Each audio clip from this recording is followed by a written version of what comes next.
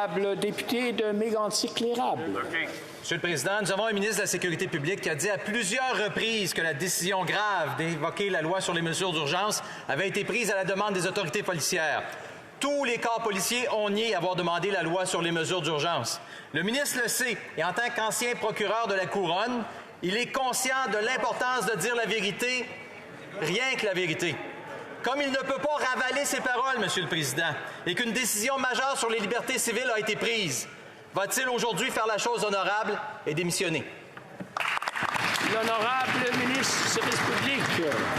Monsieur le Président, sur ce côté, nous comprenons notre responsabilité sur la question de la sécurité publique. Ça, c'est exactement la raison qu'on avait invoqué la loi de mesures d'urgence. On avait cherché le conseil de la force policière. On avait utilisé ce conseil pour informer les décisions d'invocation. Et je veux connaître, sur l'autre côté, pourquoi il n'a pas offert les dépenses pour leur propre rôle de le prolonger, de le blocage illégal. C'était très pire, c'était très mauvais. Il faut offrir ces dépenses maintenant.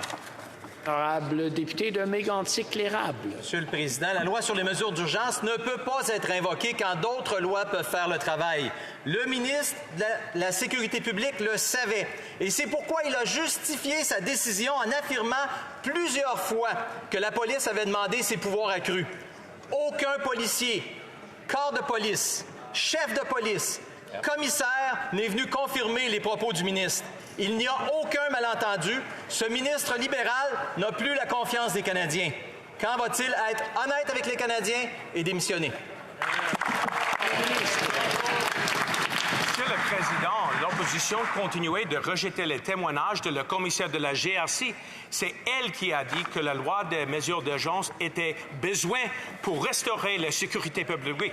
C'est la commissaire de la GRC qui a dit que oui, le gouvernement a consulté avec les forces policières avant l'invocation de la loi des mesures d'urgence et c'est le conservateur qui a contribué à la prolonger de les blocages illégaux. C'est très mauvais. Il faut offrir ces dépenses maintenant. The honourable member.